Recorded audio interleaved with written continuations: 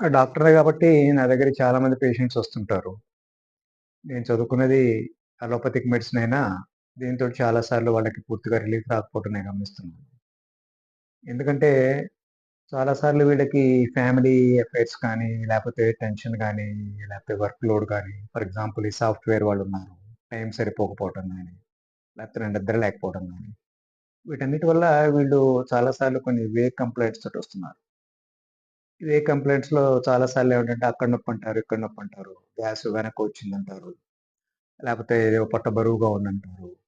లేపోతే తలనొప్పంటారు. అన్నీ మిక్స్‌డ్‌గా ఉంటాయి. మామూలుగా మన సిస్టమ్ ఏం చెప్తుందంటే, పొట్టలో నొప్పి ఉంటే పొట్టలో ప్రాబ్లమ్ ఉండి ఉండొచ్చు. తలలో ఒక్క చోటే నొప్పి ఉందంటే తలలో ప్రాబ్లమ్ ఉండుండొచ్చు. దానికి మెడిసిన్స్ వేరే. అలా కాకుండా ఛాతీ నొప్పంటే సరే దాన్ని ఇవాల్యుయేట్ చేయటం. ఇలా ఉంటుంది. సో, వీటిల్లో చాలా వాటికి రెస్పాన్స్ రాక నాకు ఈ complementary and alternative medicine CAM అంటాము. దాని మీద కాన్సంట్రేట్ చేయడం జరుగుతోంది.